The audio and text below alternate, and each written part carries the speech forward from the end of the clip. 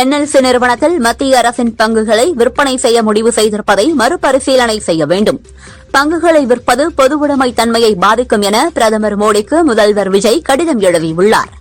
Ammonia case விபத்து தொடர்பாக அமைக்கப்பட்ட விசாரணை குழு தனது இறுதி அறிக்கையை முதல்வர் விஜயிடம் சமர்ப்பித்தது.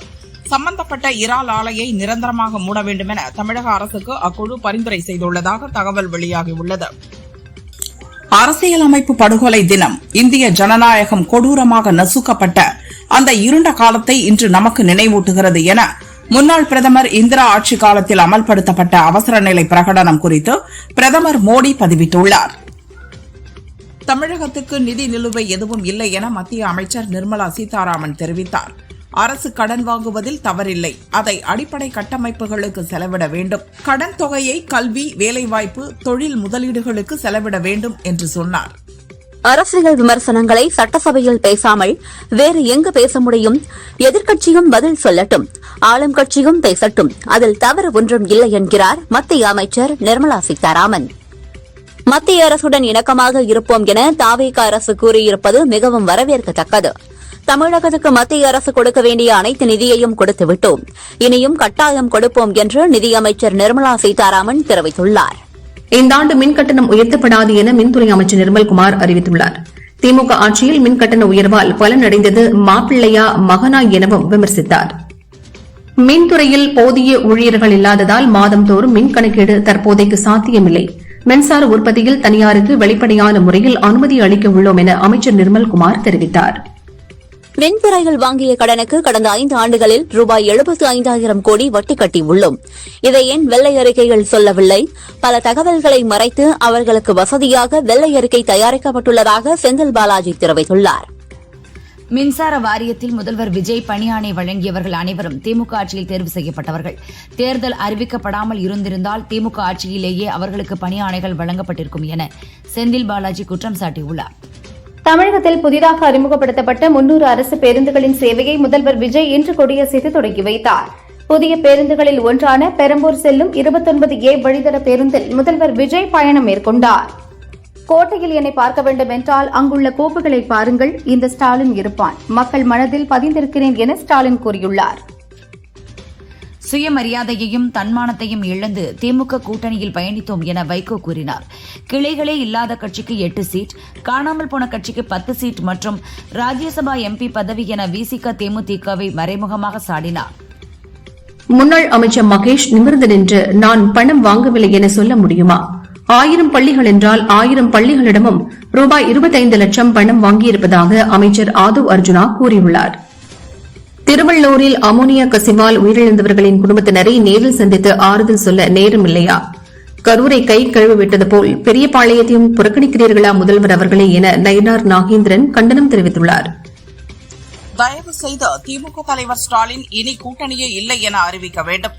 தமிழகத்தை காப்பாற்ற வேண்டுமெனில் வேறு வழியில்லை என ராசா சொன்னார். முன்னாள் அமைச்சர் ஏவ வேலு, முன்னாள் பொறியாளர்கள் உட்பட 11 பேர் மீது 8 பிரிவுகளில் லஞ்ச ஒழிப்புத்துறை வழக்கு பதிவு செய்துள்ளது. 2022ஆம் ஆண்டு சாலை விரிவாக்கம் தொடர்பாக சங்கரானந்த் இன்ஃப்ரா நிறுவனத்திற்கான டெண்டரில் முறைகேடு என புகார் அளிக்கப்பட்டுள்ளது. பெருகி வரும் வன்கொடுமைகளை பார்த்தால் பெண் குழந்தைகளை வெளியே அனுப்பவே பயமாக இருக்கிறது என நயினார் நாகேந்திரன் தெரிவித்துள்ளார்.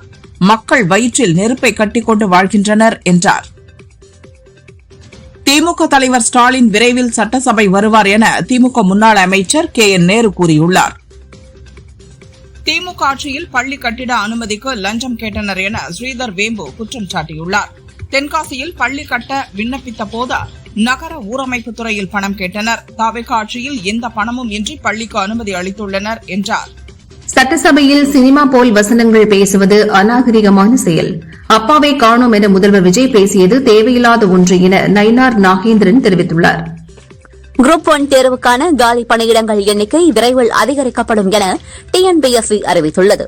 26 பணியிடங்களுக்கு மட்டுமே குரூப் 1 தேர்வு அறிவிக்கப்பட்டதால் பல்வேறு தரப்பில் கண்டனம் வலுத்த நிலையில் விரைவில் காலி பணியிட எண்ணிக்கை அதிகரிக்கப்படுகிறது. திருச்சியில் போக்குவரத்து இடையூறு ஏற்படுத்தியதாக அமைச்சர் ஆனந்துக்கு எதிராக கடந்த ஆண்டு பதியப்பட்ட வழக்கை சென்னை ஹைகோர்ட் ரத்து செய்தது. பார்ட்டி ஃபண்ட் என சொன்னவுடன் திமுக ஏன் எதிர்க்கிறது என ஆதவ் அர்ஜுனா கேள்வி எழுப்பியுள்ளார். திமுக ஆட்சியில் லஞ்சம் ஊழல் இல்லை என சொல்ல முடியுமா என்றார். அமேசான் நிறுவனத்தின் தலைவர் மற்றும் தலைமைச் செயல் அதிகாரி ஆண்டி ஜாசி டெல்லியில் பிரதமர் மோடியை சந்தித்தார். இந்தியாவில் செயற்கை நுண்ணறிவு மற்றும் கிளவுட் கட்டமைப்பு மேம்பாட்டிற்காக கூடுதல் முதலீடு செய்ய உள்ளதாக அறிவித்தார். மத்திய அமைச்சர் சிவராஜ் சிங் சௌஹான் மகனுக்கு பனாமா பேப்பர்ஸ் ஊழல் வழக்கில் தொடர்புள்ளது என கூறிய கருத்துக்கு வருத்தம் தெரிவித்து மத்திய பிரதேச ஐகோர்ட்டில் காங்கிரஸ் எம்பி ராகுல் மனு தாக்கல் செய்துள்ளார். வெனிசுலாவில் ஏற்பட்ட கடுமையான நிலநடுக்கங்களால் ஏற்பட்டுள்ள பேரழிவை கண்டு ஆழ்ந்த துயரம் கொள்கிறேன். பாதிக்கப்பட்ட மக்களுக்கு தேவையான அனைத்து உதவிகளையும் வழங்க இந்தியா தயாராக உள்ளது என பிரதமர் மோடி தெரிவித்துள்ளார். நாடு முழுவதும் ஜூன் 28 5 வயதுக்குட்பட்ட குழந்தைகளுக்கு போலியோ சொட்டு மருந்து சிறப்பு முகாம் நடைபெறவுள்ளது. அரசு மருத்துவமனைகள், ஆரம்ப சுகாதார நிலையங்கள், அங்கன்வாடி மையங்கள், ரயில்வே நிலையங்களில் போலியோ சொட்டு மருந்து கொடுக்கப்படும். திமுக ஆட்சியில் ஒவ்வொரு ஆண்டும் மின் தேவை அதிகரித்து வந்தது. சீரான மின் விநியோகத்திற்கு வித்திட்டது திமுக என முன்னாள் அமைச்சர் செந்தில் பாலாஜி தெரிவித்துள்ளார். சட்டசபை ஆரோக்கியமான விவாதங்கள் நடைபெறும் இடமாக இருக்க வேண்டும் என கனிமொழி தெரிவித்தார். தனி மனிதர்களை, தலைவர்களை இழிவுபடுத்தக்கூடிய இடமாக, தனிப்பட்ட காழ்ப்புணர்ச்சிகளை பற்றி பேசக்கூடிய ஒரு இடமாக அது மாறிவிடக் கூடாது என்றார்.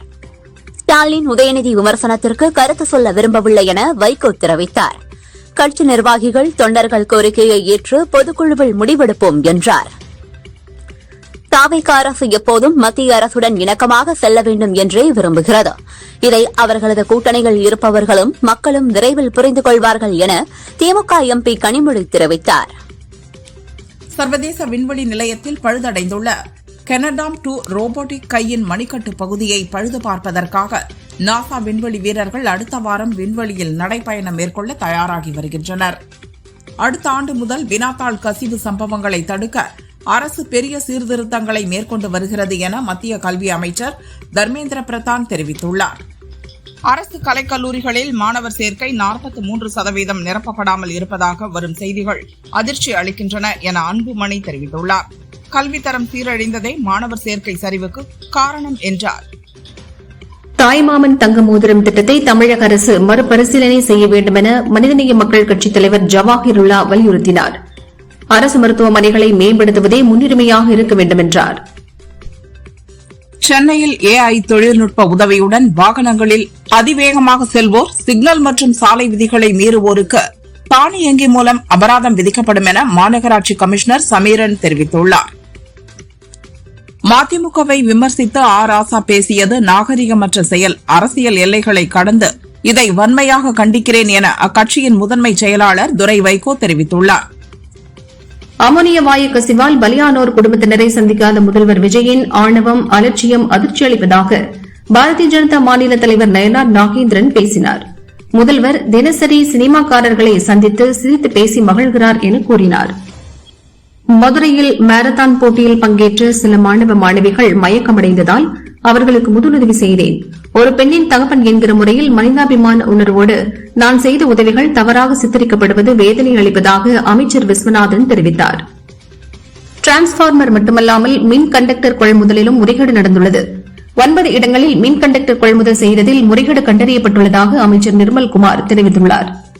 TNPSC மூலம் வெளிப்படைத்தன்மையுடன் பணிக்கு ஆட்கள் தேர்வு செய்யப்படுவார்கள் என மின்சாரத்துறை அமைச்சர் நிர்மல்குமார் தெரிவித்தார். பணியிட மாறுதலுக்கு யாரிடமும் பணம் கொடுக்க தேவையில்லை என்றார். அதிமுக ஆட்சி அமைக்க திமுக உதவ முயற்சித்தது உண்மை என்றால் அது மிகப்பெரிய அரசியல் மோசடி என மதிமுக பொதுச் செயலாளர் வைகோ தெரிவித்துள்ளார்.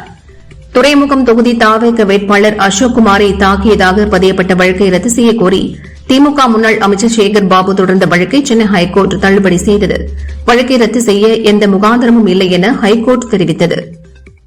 திமுக ஆட்சியில் புதிய திட்டங்கள் ஏதும் இல்லாமலேயே செலவினங்கள் அதிகரித்துள்ளதாகவும் 5 ஆண்டுகளில் ரூபாய் 34,000 கோடி வருமானம் பற்றாக்குறை ஏற்பட்டதாகவும் அமைச்சர் நிர்மல்குமார் தெரிவித்தார். மின்சார வாரியத்திற்கு தற்போது 2,47,130 கோடி ரூபாய் கடன் உள்ளதாக மின்சார அமைச்சர் ஆர் நிர்மல்குமார் வெள்ளை அறிக்கையில் தெரிவித்துள்ளார்.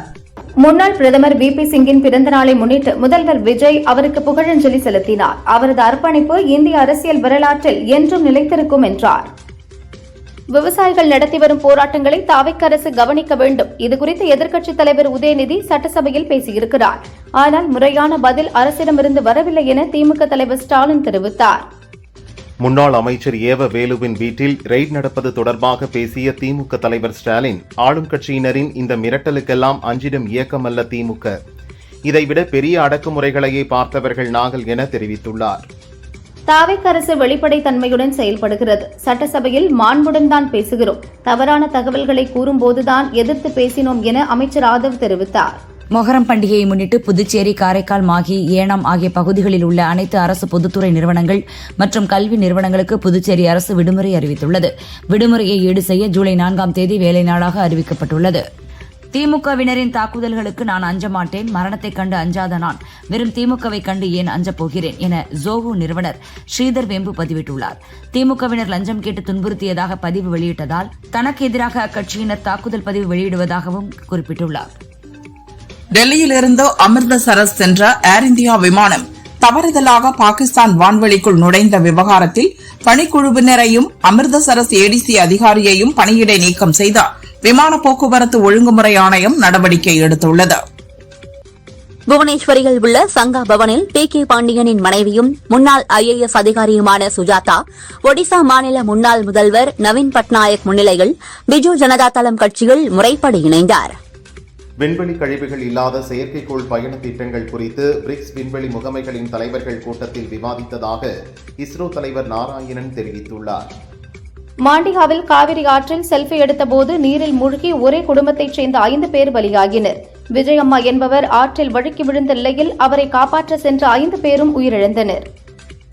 மேற்காசியாவில் சமீபத்தில் ஏற்பட்ட நிகழ்வுகளை தொடர்ந்து ஈரானில் சிக்கி தவித்த இந்தியர்களை மீட்க உதவியதற்காக ஆர்மீனிய பிரதமருக்கு நன்றி தெரிவித்ததாக பிரதமர் மோடி தெரிவித்துள்ளார். தேனி கம்பம் சிவகணேசன் கோவில் மகா கும்பாபிஷேகம் வெகு விமரிசையாக நடைபெற்றது. புனித நீர் பக்தர்கள் மீது தெளிக்கப்பட்டு தீர்த்தம் வழங்கப்பட்டது. ஜூன் 28ஆம் தேதி சென்னை பாலவாக்கம் ஆதி திராவிடர் அரசு பள்ளியில் போலியோ சொட்டு மருந்து முகாமை முதல்வர் விஜய் தொடங்கி வைக்கிறார். திமுக ஆட்சி காலத்தில் நெடுஞ்சாலைத்துறை அமைச்சராக இருந்த ஏவ வேலுவின் வீடு, அலுவலகங்களில் லஞ்ச ஒழிப்பு போலீசார் சோதனை நடத்தி வரும் நிலையில் திண்டுக்கல் மாவட்டம் நத்தம் அருகே நெடுஞ்சாலைத்துறை உதவி கோட்ட பொறியாளர் கண்ணன் என்பவரது வீட்டிலும் சோதனை நடந்து வருகிறது.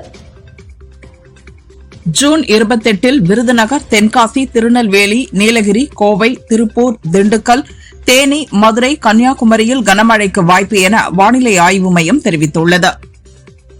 கரூரில் அரசு ஒப்பந்ததாரரும் முன்னாள் அமைச்சர் செந்தில் பாலாஜியின் நெருங்கிய நண்பருமான MCS சங்கர் ஆனந்தின் வீடு உட்பட 4 இடங்களில் லஞ்ச ஒழிப்பு போலீசார் சோதனை நடத்தி வருகின்றனர். அரசு பஸ்ஸில் முதல்வர் விஜய் டிக்கெட் வாங்கினார். பின்னர் நடத்துனர் அருகே அமர்ந்து பஸ்ஸில் பயணம் செய்தார். நீலகிரி மாவட்டம் மாயார் கிராமத்தில் வளர்ப்பு நாயை வேட்டையாடுவதற்காக நள்ளிரவில் சிறுத்தை ஒன்று வீட்டிற்குள் புகுந்தது.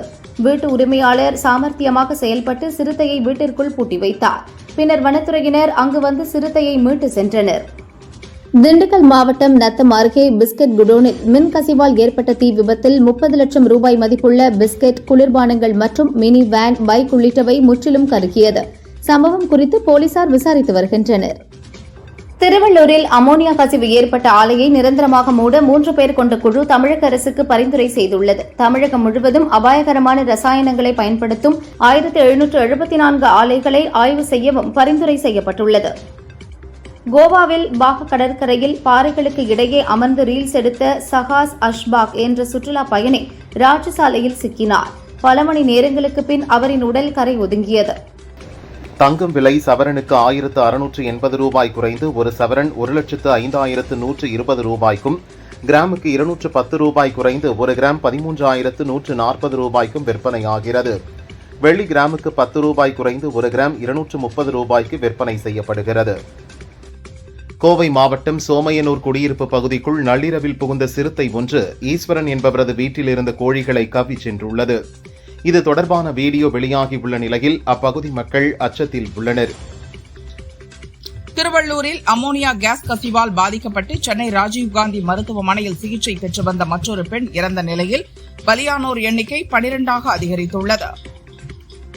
ராமேஸ்வரத்தைச் சேர்ந்த மீனவர்கள் கடலில் மீன்பிடித்துக் கொண்டிருந்த போது தமிழக மீனவர்கள் மீது இலங்கை கடற்படை வீரர்கள் எல்லை தாண்டி தாக்குதல் நடத்தியதாக புகார் எழுந்துள்ளது. அரசு கலை அறிவியல் கல்லூரி உதவி பேராசிரியர் தேர்வு நேரடி நியமன நடைமுறைகள் வெளிப்படைத்தன்மையுடன் மேற்கொள்ளப்பட்டு வருவதாக ஆசிரியர் தேர்வு வாரியம் விளக்கம் அளித்துள்ளது. டெல்லியில் உங்களுக்கு இருக்கும் வரவேற்பை பார்க்கும்போது தேர்தலில் போட்டியிட்டால் 10 லட்சம் ஓட்டு வாங்கி விடுவீர்கள் போலிருக்கிறது என தன்னுடன் வந்த துணை பிரதமர் கூறியதாக இத்தாலி பிரதமர் மெலோனி தெரிவித்துள்ளார். வெனிசுலாவில் இன்று ஏற்பட்ட இரட்டை சக்தி வாய்ந்த நிலநடுக்கங்களில் சிக்கி பலியானோர்களின் எண்ணிக்கை 164ஆக உயர்ந்துள்ளது. மீட்புப் பணிகள் தொடர்ந்து நடக்கும் நிலையில் பலி எண்ணிக்கை மேலும் அதிகரிக்கக்கூடும் என அந்நாட்டு இடைக்கால அதிபர் டெல்சி ரோட்ரிக்ஸ் தெரிவித்துள்ளார். இரு நாடுகளிடையே நிலவும் கருத்து வேறுபாடுகளை நீக்கவும் நம்பிக்கையை அதிகரிக்கவும் முக்கிய விவகாரங்களை முறையாக கையாளவும் இந்தியாவுடன் இணைந்து செயல்பட தயார் என்று சீனா அறிவித்துள்ளது. வெனிசுலாவில் அடுத்தடுத்து ஏற்பட்ட இரு சக்தி வாய்ந்த நிலநடுக்கங்களால் வீடுகள் கட்டிடங்கள் குலுங்கின. பொதுமக்கள் தெருக்களில் தஞ்சமடைந்தனர். பலர் காயமடைந்தனர். அவசர நிலை அறிவிக்கப்பட்டுள்ளது. உலகக்கோப்பை கால்பந்து தொடர் பி பிரிவு போட்டியில் போஸ்னியா அணி கத்தார் அணியை 3-1 என்ற கோல் கணக்கில் வீழ்த்தி வெற்றி பெற்றது. உலகக்கோப்பை கால்பந்து தொடரில் சி பிரிவு போட்டியில் மொரோக்கோ அணி ஹைதி அணியை 4-2 என்ற கோல் கணக்கில் வீழ்த்தியது. நடிகர் விஷ்ணு விஷால் வெளியிட்ட அறிக்கையில் கடந்த 3-4 ஆண்டுகளாக ஆட்டோ இம்யூன் நோயால் பாதிக்கப்பட்டுள்ளேன். அந்த மருந்துகளின் பக்க விளைவால் முகத்தில் சோர்வு தெரிகிறது. உடல்நிலை விரைவில் குணமாகிவிடும் என கூறியுள்ளார். நடிகை தமன்னா சமீபத்தில் அளித்த ஒரு பேட்டியில் படங்களில் இடம்பெறும் பாடல்களை ஐட்டம் சாங் என்று அழைப்பது பிடிக்கவில்லை. அந்த சொல் பெண்களுக்கு மரியாதைக்குரியது அல்ல. நடிகைகளை வெறும் கவர்ச்சி பொருளாக பார்க்காமல் அவர்களின் நடிப்பு திறமைக்கு முக்கியத்துவம் அளிக்க வேண்டும் என்கிறார். தமிழ் சினிமாவின் பிரபல எடிட்டர் பிரதீப் ராகவ் முதல்வர் விஜயின் ஜனநாயகன் படத்தில் பணியாற்றினார். இந்த படம் லீக் ஆன விவகாரத்தில் இவரது உதவியாளர்கள் கைதாகினர். எடிட்டர் என்ற முறையில் இவரை தென்னிந்திய எடிட்டர் சங்கம் தற்காலிகமாக நீக்கியது. தற்போது இந்த சங்கத்தில் அவர் மன்னிப்பு கடிதம் கொடுத்துள்ளார். இதை ஏற்று இவர் மீதான நீக்கத்தை ரத்து செய்துள்ளனர். இதையடுத்து ரஜினியின் தர்மன் படத்திற்கு இவர் எடிட்டராக அறிவிக்கப்பட்டுள்ளார். நடிகை சுமித்ராவின் மகளான நடிகை உமா கடல் பூக்கள், தென்றல், கோவை பிரதர்ஸ் உள்ளிட்ட படங்களில் நடித்தார். திருமணமான பின் சினிமாவை விட்டு ஒதுங்கியவர் தற்போது புற்றுநோயால் பாதிக்கப்பட்டுள்ளார். அவர் வெளியிட்ட பதிவில், எனக்கு ஆரம்பகட்ட மார்பக புற்றுநோய், அதிர்ச்சி, நம்ப முடியாத நிலை, இதை ஜீரணிப்பது எளிதல்ல, ஏன் எனக்கு என பல கேள்விகள், முழு வலிமையோடு இதை எதிர்த்து போராடி குணமாகி மீண்டு வருவேன் என்றார்.